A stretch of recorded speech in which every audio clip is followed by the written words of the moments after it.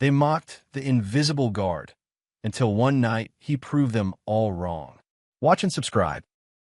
Every workplace has its unspoken hierarchy, and at the sprawling corporate complex of Meridian Towers, the night shift was no exception. Among the sleek security cameras, polished floors, and humming fluorescent lights, there was one man everyone seemed to forget existed: David Harlow, the night guard no one noticed, until they had to. David had been working the night shift for nearly 3 years, quietly patrolling empty corridors, monitoring security feeds, and logging minor incidents that no one ever read. His presence was considered insignificant. At the weekly staff meetings, when new assignments were announced or a recent mishap was discussed, his name was never called. He existed on the periphery, a shadow among shadows. "Hey, look alive, invisible man," snickered Tom, the self-appointed leader of the night crew, tossing a half-empty coffee cup near David's feet. The cup bounced harmlessly off the concrete floor. "Don't tell me you're going to spend another night just existing?" David didn't reply. He never did. Responding would have invited more mockery, and he had learned long ago that silence was a shield stronger than any argument. Instead, he continued his patrol, methodically checking doors, logging sensor reports, and observing patterns no one else noticed. The other guards thrived on loud camaraderie and petty competitions. Who could catch the most minor rule infractions? Who could finish rounds faster? But David's world was different.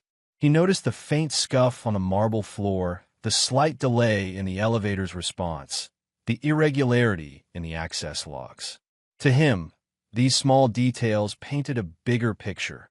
To his colleagues, they were invisible. One evening, as the wind howled against the glass walls and the city lights flickered like distant stars, Tom and his gang were at it again. "I swear, Harlow, sometimes I think you're a ghost," joked Lucy, leaning casually against the security desk. "Do you even breathe when we're not looking?" David paused briefly in front of the main security console, watching their reflections on the polished screen. He saw the smirks, the careless laughter, the confidence of those who believed they were untouchable in their roles. And he made a quiet decision, not out of revenge, but out of determination, to let his work speak louder than their words. Night after night, the routine continued. The same taunts, the same invisible presence, the same meticulous logging of anomalies no one cared about.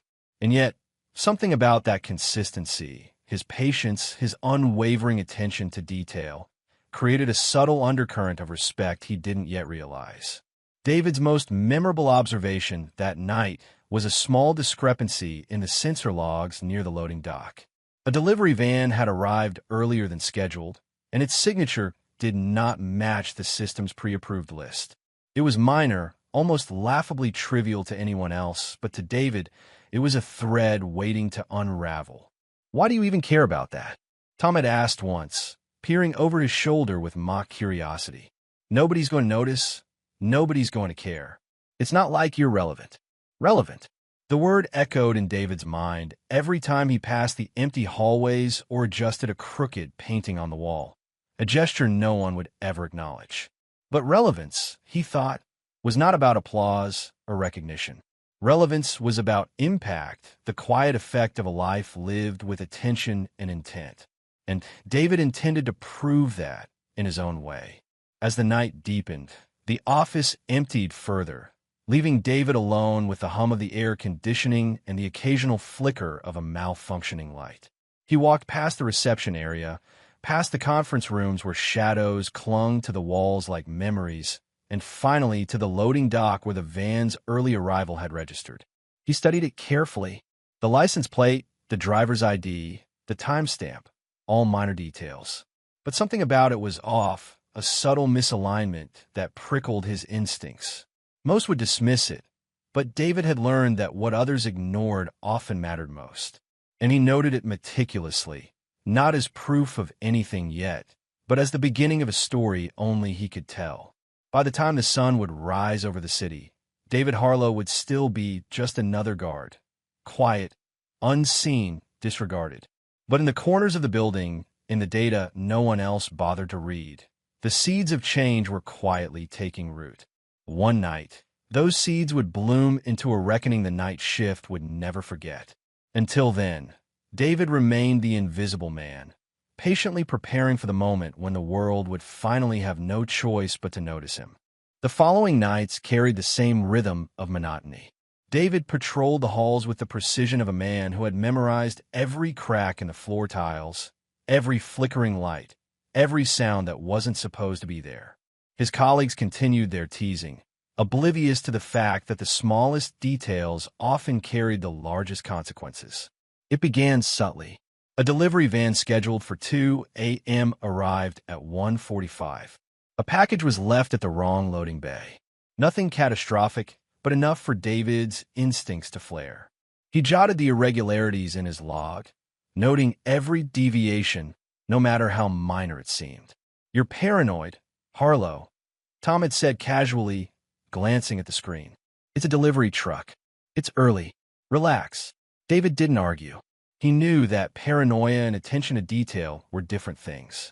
While others laughed at the idea of hidden problems, he understood that chaos often began in the smallest cracks, unnoticed until it was too late. That night, a faint sound caught his attention. A low metallic scraping, soft enough to be mistaken for wind, but irregular in timing. David paused near the East Wing corridor. The building was otherwise silent, the hum of the HVAC system masking everything. Yet the sound repeated, a deliberate, careful motion. He moved closer, ears straining, but saw nothing. No one in the hall. No sign of forced entry. Just a faint echo of movement, as if someone or something was testing the space. Later, reviewing the security footage, David noticed subtle anomalies. A shadow lingering longer than it should in a corner. A reflection on the polished floor that didn't match any guard's movement. A badge swiped multiple times, but never logged correctly. Each seemed insignificant on its own, but together they formed a pattern. He tried bringing it to the team during the morning handover. "Hey, I noticed some irregularities in the sensor logs overnight," David began cautiously. "A few early arrivals, misplaced packages, some unusual badge activity." Tom laughed before David could finish. "Oh, come on. You're turning ghosts into criminals now? The building's fine. Relax." Lucy chimed in with a smirk. "David, you really need to take a vacation or something. You're reading too much into things no one else cares about." Once again, his warnings were dismissed. Yet, instead of discouraging him, it reinforced a quiet determination. He realized that being invisible wasn't a weakness, it was an advantage. No one noticed him watching, listening, observing. No one saw him connecting the dots, anticipating the consequences of small, unnoticed actions. As the week progressed, David's observations grew sharper. A security card left slightly ajar. A window sensor that triggered briefly at 3:17 a.m., but showed no corresponding motion. A delivery record that conflicted with surveillance footage. Individually, each was meaningless. Together, they suggested a pattern that someone was exploiting, a vulnerability no one else cared to notice. Late one night, as David sat in the security office, reviewing footage and notes, he realized something unsettling. The small discrepancies weren't random. They were coordinated. Someone knew the building better than the guards did. Someone was testing boundaries.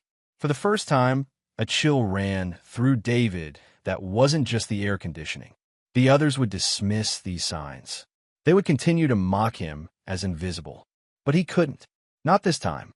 He began planning quietly, mentally preparing for the moment when the small signs would erupt into a real threat. He had no idea who or what was coming, but he knew one thing. When it did, he would be the only one ready. And for the first time in years, being invisible felt like power. The night had arrived with an unsettling stillness, the kind that made even the city lights seem dimmer, shadows longer. David Harlow felt at the moment he stepped onto the Meridian Tower's empty grounds, a subtle tension vibrating through the concrete and glass, almost imperceptible, yet undeniable. He adjusted his security jacket, feeling the familiar weight of his flashlight and radio. For years, he had walked these corridors alone, unseen and unheard. Tonight, the quiet seemed different, charged with a sense of impending reckoning. His colleagues, oblivious to the shift in the air, joked and laughed at the security desk. Tom was recounting an old prank, Lucy leaning back with her coffee cup, barely noticing the unusual quiet beyond the windows. Their camaraderie, normally comforting, felt fragile against the tension David sensed. He had been right all along. Something was coming. Checking the monitors, David noticed small discrepancies immediately. Motion sensors pinged without movement, security doors cycled without registered swipes, and the delivery logs showed multiple inconsistencies. He frowned. This wasn't random. It was coordinated. Someone had spent time studying the building, learning its rhythms, exploiting its gaps.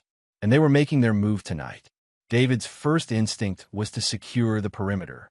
He walked the loading docks, running a flashlight along the metal doors, inspecting locks, noting every minor imperfection. His years of observation paid off. He could identify patterns others would overlook. One dock door, slightly ajar despite a recent lock check, drew his attention. A faint scratch along the frame suggested someone had been attempting to bypass the lock without leaving evidence. Meanwhile, the building's usual night sound seemed muted. The hum of the HVAC system, the soft creak of floor panels, even the faint buzz of fluorescent lights, all appeared regular. Yet David sensed the subtle interruptions, a barely audible shuffle in a hallway, the faint click of a card reader being tested, a shadow slipping across the camera feed for a brief moment. He returned to the security office, reviewing footage in real time. On the East Wing camera, a figure in dark clothing moved with deliberate caution, staying just beyond the sensor's detection range. Every move was calculated, precise. This wasn't a petty thief or a random intruder. It was professional, confident, and dangerous. David picked up the radio, calling a precautionary alert to the team. Team, stay vigilant. I've spotted anomalies on the East Wing. Double-check your patrols and report anything unusual immediately. Tom laughed dismissively over the radio. Relax, Harlow. Probably just a delivery mix-up again. You're seeing ghosts. David clenched his jaw but didn't respond. Words were useless now. Action was required. He knew the others wouldn't grasp the severity until it was too late. And by then, it would be his responsibility to stop the impending disaster alone. Minutes stretched like hours. David's every sense was heightened, his footsteps silent but deliberate as he moved toward the East Wing. He paused at the stairwell entrance, listening. A faint metallic scraping echoed from above. Someone was moving, testing doors, searching for vulnerabilities. He took a deep breath, recalling every detail he had memorized over countless nights. Every sensor, every camera blind spot, every unlocked panel. As he climbed the stairwell, the intruder made a critical mistake. Their shadow crossed a motion-sensitive area too quickly, triggering a subtle alarm on David's handheld monitor. He froze, watching as the figure paused, checking the feed on their own device. They had underestimated the invisible guard. David moved silently, positioning himself near a corner that gave him full visibility of the hallway. The intruder was manipulating a locked cabinet, attempting to override the security panel. Their movements were precise, almost surgical, but David noted a minor flaw. They were overconfident, assuming no one was watching. In a decisive move, David confronted them. "Stop right there." His voice was calm, but carried authority. The intruder froze, turning sharply toward him, eyes widening in shock. For the first time, they saw the man who had been overlooked, the guard they assumed invisible. "Oh, who are you?"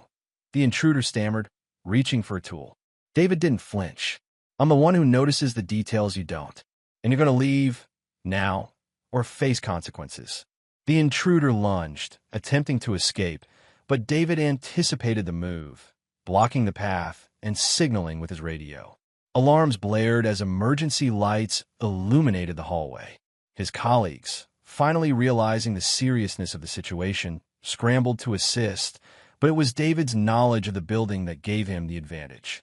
He pursued the intruder through the hallways, deftly navigating narrow corridors, stairwells, and service tunnels.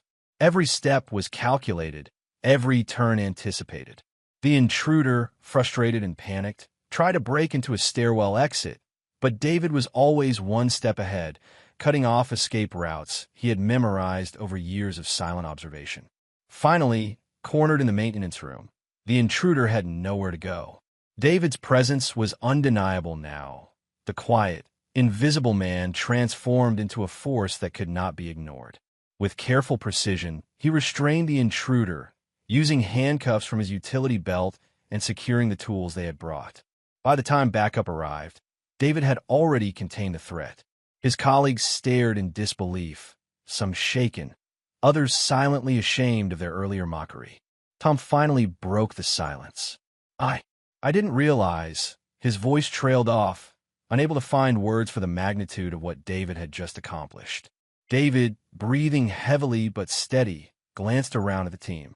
"You laughed at what you didn't see," he said quietly. "But tonight, what was invisible became essential." The intruder was taken away by authorities, their intentions clear.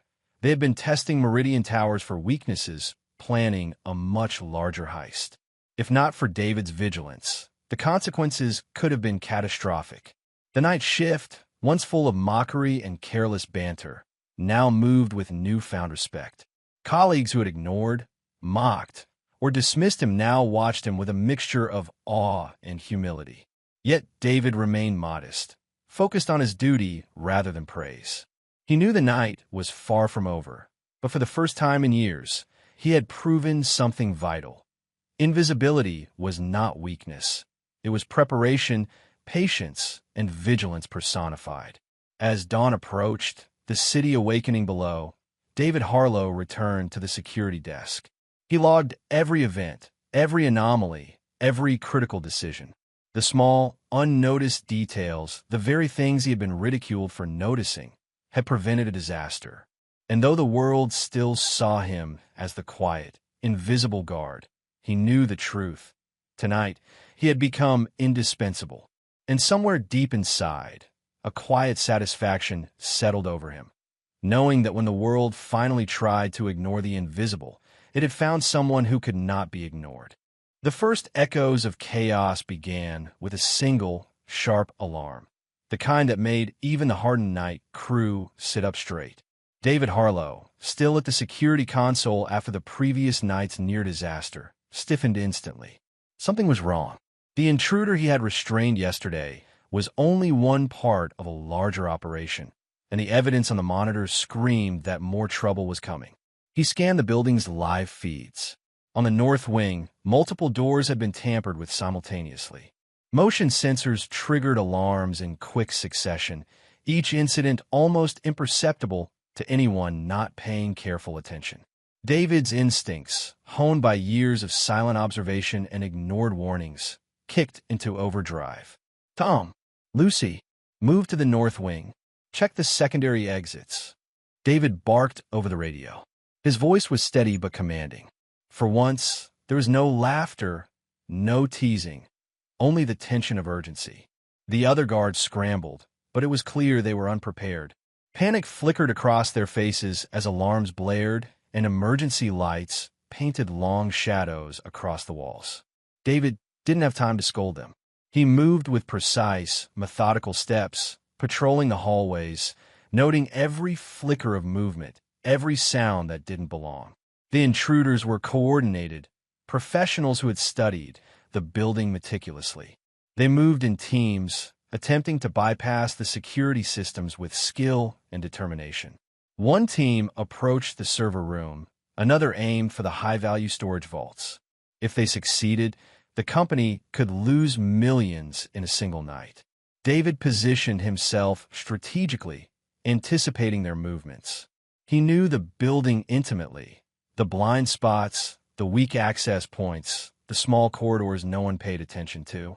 His invisibility, once a source of mockery, became his greatest advantage. While the others reacted, often too slowly or clumsily, David was everywhere at once, appearing where he was least expected, intercepting intruders before they could reach their targets. In the server room, a team of intruders attempted to breach the main console. David slipped in through a service door he had memorized years ago, unseen. With swift, precise movements, he disabled their access tools, pulling cables and locking digital systems with a practiced hand.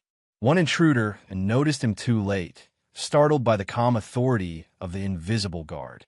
Meanwhile, in the northern hallways, alarms continued to ring. Tom and Lucy struggled to corral the remaining intruders, shouting and gesturing wildly. David intercepted a man attempting to override a door lock with a portable device, pushing him back and pressing the override manually before the alarm escalated. "Stop," he commanded. The intruder froze, caught between panic and disbelief. David's strategy wasn't brute force, it was anticipation. Every movement of the intruders had been predicted, every attempt to bypass security accounted for. The chaos around him, a symphony of blaring alarms, flashing lights, and shouting colleagues, was orchestrated with silent precision. He moved from corridor to corridor, blocking escape routes, guiding panicked coworkers, and neutralizing threats without a single reckless mistake. One intruder, more desperate than the others, pulled a small weapon, forcing a direct confrontation. David held his ground, heart steady, voice calm. "Put it down. Now." The man hesitated, unsure if the invisible guard could possibly be serious. David's calm demeanor, combined with his knowledge of the space, left no room for escape. Within seconds, the intruder was subdued, handcuffed with equipment from David's belt. The night seemed endless. Each hallway presented new challenges. Doors forced open, alarms triggered falsely to distract the guards, intruders attempting to split the team. But David adapted. He anticipated each move, guiding his colleagues through the chaos with clear instructions, covering blind spots they didn't even realize existed. At one point, Lucy tripped over a wire, nearly falling into an intruder's path. David was there instantly, grabbing her arm and pulling her back just in time. "Stay calm, stay focused," he instructed, helping her regain composure. For the first time, she saw him not as the quiet, ignored man she had mocked, but as the linchpin holding the night together. Tom, who had always been dismissive, watched in disbelief as David maneuvered through the building, intercepting intruders, securing vulnerable points, and directing his colleagues like a commander in a war room. He finally shouted into the radio, voice shaky, "David, we can't do this without you. You're saving us." David didn't respond with pride. He continued his work, eyes sharp, senses attuned to every sound, every shadow. The night was far from over. Two intruders had reached the top floors, attempting to access the executive offices. David moved silently through the service elevator, intercepting them before they could breach the doors. One intruder tried to flee through the balcony, but David had anticipated this, cornering him with no possible exit. By the time authorities arrived, David had neutralized all active threats. The intruders were detained, their plans thwarted, their confidence shattered. The building was secure, no critical assets lost, no one harmed. Yet the chaos had left its mark. Alarms still blared intermittently. Cables were damaged, and the night shift guards were shaken, physically and emotionally. David finally returned to the security desk, exhausted but steady. He logged every event, every interception, every critical decision. The night had been a test of skill, patience, and courage, and he had passed with precision. His colleagues gathered around, faces a mixture of awe, relief, and embarrassment. Tom, usually loud and brash, approached David hesitantly. I don't know what to say. We didn't believe in you. We laughed, we mocked. But tonight you saved us all." Lucy nodded, her voice quiet. "You were incredible. We didn't see it before, but we do now. Thank you." David simply nodded, exhaustion mingled with satisfaction. Recognition wasn't what he sought. The safety of the building, the prevention of disaster, and the quiet knowledge that his vigilance had mattered were reward enough. He glanced around the room, observing his colleagues as they realized the magnitude of what had just occurred. In their eyes, he was no longer invisible, no longer the quiet, overlooked man. He was essential, and yet, despite the praise, David remained grounded. He understood something vital. The chaos had been a test, but vigilance, patience, and attention to detail were never guaranteed to be appreciated until a crisis forced recognition. He had spent years preparing for moments like this, unnoticed, underestimated, and mocked. And now, in the midst of chaos, he had proven their folly.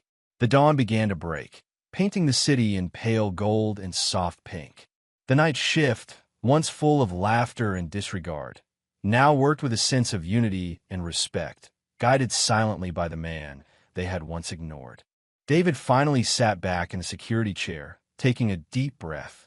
His body was tired, muscles tense from hours of relentless focus, yet his mind was clear. For the first time in years, he felt the quiet satisfaction of unseen effort finally recognized, not for ego, but for purpose. He looked at the monitors one last time before logging off. The building was secure, the threat neutralized, and the night had passed without loss or harm. Yet in that stillness, David knew one truth. Invisibility was not weakness. It was power, precision, and preparation, a lesson finally learned by all who had doubted him. And for the first time, David Harlow felt truly visible.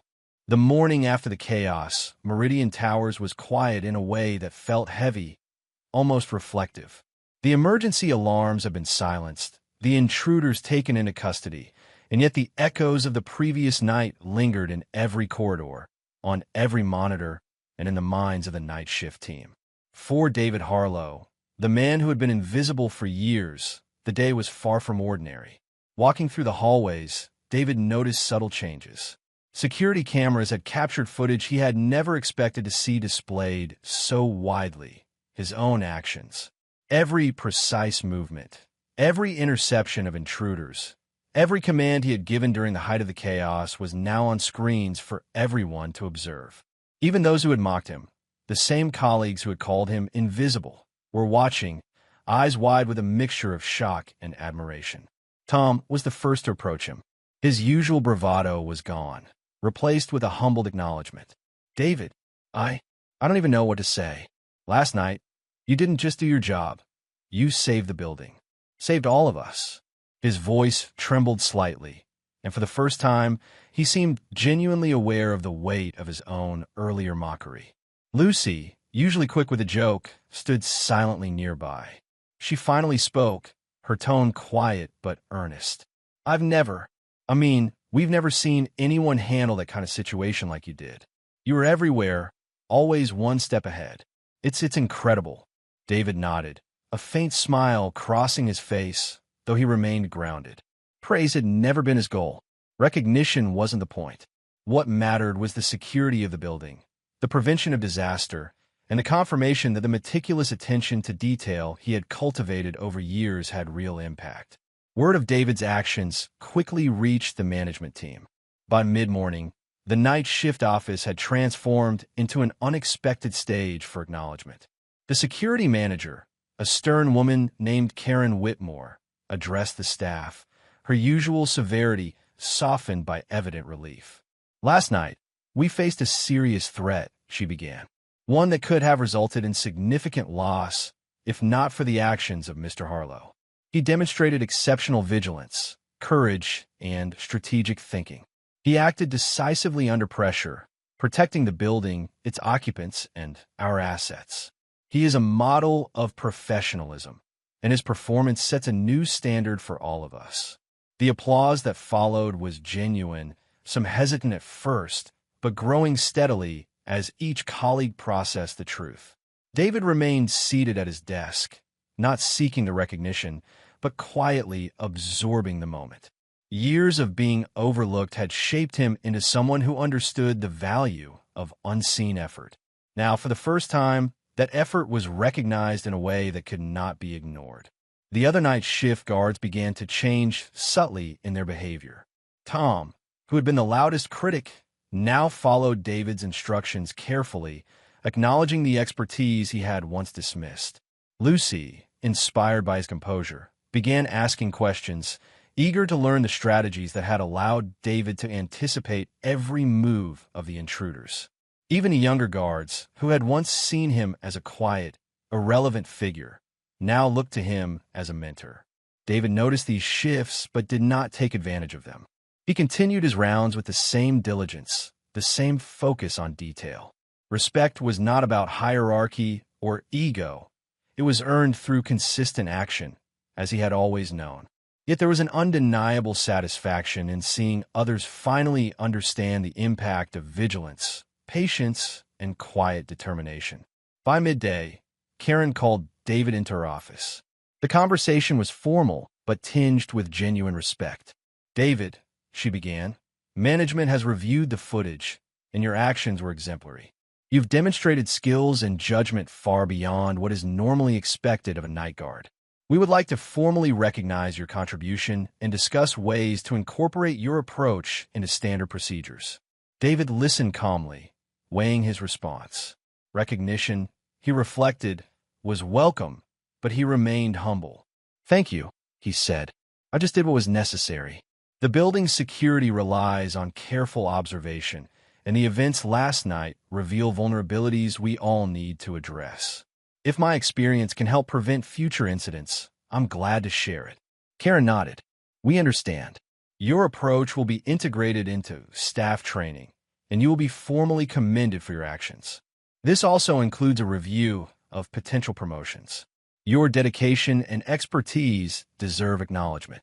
Walking back to the security office, David felt a quiet satisfaction that went beyond words.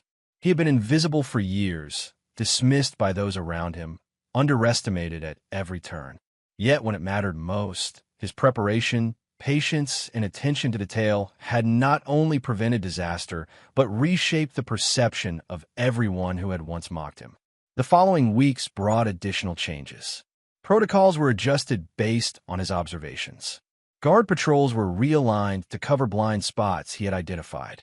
Training sessions were now infused with his approach, noticing the unnoticed, anticipating the unexpected, valuing consistency over visibility. David continued to perform his duties with precision, but the dynamics of a night shift had shifted irrevocably. Colleagues who had once mocked him now sought his advice. Tom, though still brash at times, frequently consulted David on patrol routes and security checks. Lucy, inspired by his composure under pressure, asked for guidance in understanding patterns and sensor data. Even the management team, previously distant and formal, began to recognize the unique value of an individual who observed quietly, acted decisively, and remained steadfast when chaos erupted. Yet despite the accolades and acknowledgement, David remained unchanged. The core of his approach was not about recognition or authority. It was about responsibility, vigilance, and doing what was right, even when no one noticed. The night shift had learned a valuable lesson. Invisibility did not equal weakness. It could be a quiet strength, a shield against chaos, and the difference between disaster and security. By the end of the month, the building had returned to a sense of normalcy, but the lessons of that night lingered. The intruder's attempt became a case study within the company, and David's role in thwarting it was highlighted as exemplary. For the night shift, he became a figure of respect, not fear, not ridicule, but a benchmark of excellence and reliability. Even now, David walked the halls as he always had, quiet, observant, methodical, but with a new understanding among his colleagues. They knew him, finally, as the man who saw what they could not, who acted when they hesitated, and who had transformed a night of potential disaster into a testament of vigilance and courage. And in the quiet moments, when the building was still and the alarm silenced, David understood something profound. Invisibility had never been a weakness. It was a tool, a strategy, and a source of strength. And when the moment arrived, he had proven, beyond doubt, that the invisible guard could change everything. For the first time in his career, David Harlow felt the satisfaction of true recognition, not because he sought it, but because he had earned it quietly, meticulously, and decisively. The night had tested him, the intruders had challenged him, and the world had finally seen him, not as invisible, but as essential. Weeks had passed since the night that changed everything at Meridian Towers. The city below hummed with its usual rhythm, oblivious to the chaos that had once erupted in the quiet corridors above. For David Harlow, the invisible guard who had finally proven his worth, life had settled into a new equilibrium. A life where respect was no longer hypothetical and acknowledgement was no longer fleeting. The first noticeable change came quietly. His colleagues no longer treated him as background noise. Tom, once brash and mocking, now sought his counsel on patrol schedules, entry points, and emergency protocols. David, Tom said one morning, adjusting his security vest, I never realized how much I was missing. You see what no one else sees. Teach me your approach. Lucy, too, approached him with curiosity and admiration. I've been reviewing the footage from that night, she said. Your foresight, your calmness. It was incredible.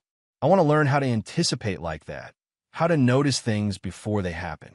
David nodded, patient as always, recognizing the genuine interest in their eyes. He began sharing the techniques that had long been dismissed, observing patterns, noting anomalies, understanding the building as a living organism. Management's recognition had also taken shape. Karen Whitmore, the security manager, personally commended him and implemented changes inspired by his actions. Patrol routes were redesigned, emergency response plans refined, and training programs updated to reflect his methodology. David remained humble, often reminding her and his colleagues that vigilance, not accolades, was the true measure of security. Yet the formal acknowledgement came with an official commendation, a promotion offer, and the respect of everyone in the department. Despite the praise, David retained his quiet demeanor. He did not boast or seek attention. In many ways, he was still invisible, at least in terms of personality, but his presence was now undeniable. The lessons of that night had cemented his role as an essential part of the building's safety, and he carried this responsibility with unwavering dedication. One evening, as he walked his familiar rounds, the hallways bathed in the soft glow of security lights, David reflected on the journey that had brought him here. Years of being overlooked, ridiculed, and underestimated had forged a unique resilience. He realized that invisibility, once a source of frustration, had become his greatest strength. It allowed him to observe without distraction, to act without interference, and to prepare for moments when vigilance mattered most. His thoughts were interrupted by a minor incident, an alarm triggered by a loose panel in the north wing. David approached calmly, assessing the situation and correcting the issue with practiced efficiency. Watching from the monitoring station, Lucy whispered, almost to herself, "He never misses a thing." Tom, standing beside her, nodded silently, the weight of past mockery still evident but softened by newfound respect. The months that followed solidified David's reputation. The night shift team became cohesive, guided by his example. Guards who had once laughed at his meticulous notes now kept detailed logs, checked every corner, and reported anomalies with precision. David's influence extended beyond his immediate team. The entire security department had adopted his philosophy, that diligence, patience, and quiet observation were invaluable tools in a world that often overlooked the small but crucial details. Outside work, David's life remained private. He did not seek fame or social recognition. He preferred the quiet satisfaction of doing what was right. Yet even in private, he noticed subtle changes in how people perceived him. Colleagues spoke differently of him, often mentioning his calm leadership and decisive action. Managers consulted him for advice. New guards looked to him not just as a coworker, but as a mentor. The invisible guard had become, paradoxically, impossible to ignore. One day, as he conducted his rounds, David passed the reception area and saw a group of employees watching him with a mixture of admiration and curiosity. One of them, a young intern, asked hesitantly, "Mr. Harlow, how did you do it? How did you stay so calm when everything went wrong?" David paused, considering the question. He smiled faintly, a quiet, knowing smile, and replied, "It's not about being fearless. It's about paying attention, preparing, and doing your best even when no one notices. That's what matters. The rest comes naturally." The intern nodded slowly, absorbing the lesson. David continued his patrol, moving through the familiar corridors with steady, deliberate steps. In that moment, he felt a profound sense of fulfillment, not from recognition, but from knowing that his experience, patience, and vigilance had created a ripple effect, transforming not only the building's security, but the approach and mindset of everyone around him. Months turned into a year, and David's role continued to grow in significance. He was entrusted with overseeing critical security operations, mentoring new guards, and refining emergency protocols. Yet despite the increasing responsibilities, he never lost the core of what had made him effective: calm observation, patience, and an unwavering commitment to duty. His colleagues' behavior had changed entirely. Tom now often joked gently, no longer with derision, but with camaraderie. Lucy had developed a meticulous approach to surveillance and data analysis under David's guidance. Even management had come to rely on his insight for decisions regarding risk, staffing, and safety improvements. David's influence was quiet but profound, proving that leadership did not always require volume or visibility. It could be rooted in consistency, expertise, and the ability to act decisively when it mattered most.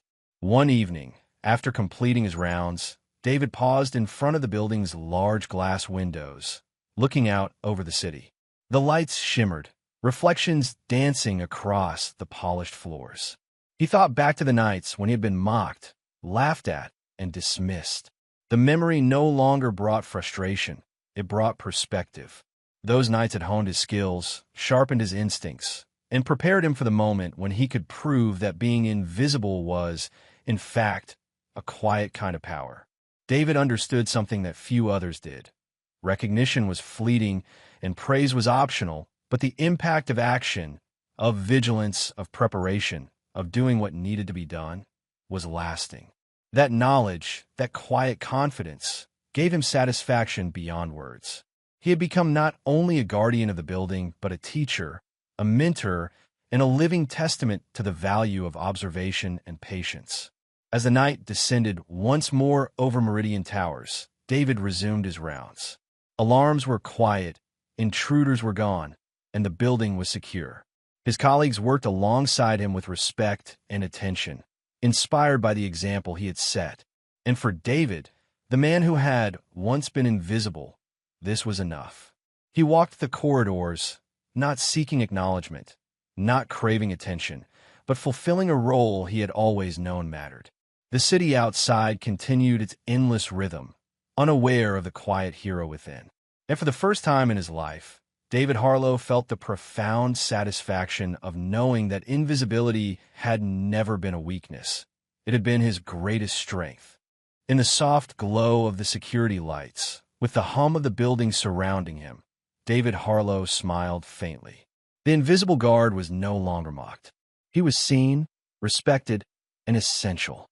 And in that quiet, enduring truth, he found a new life, a life defined not by recognition, but by the certainty that when it mattered most, he would always be ready.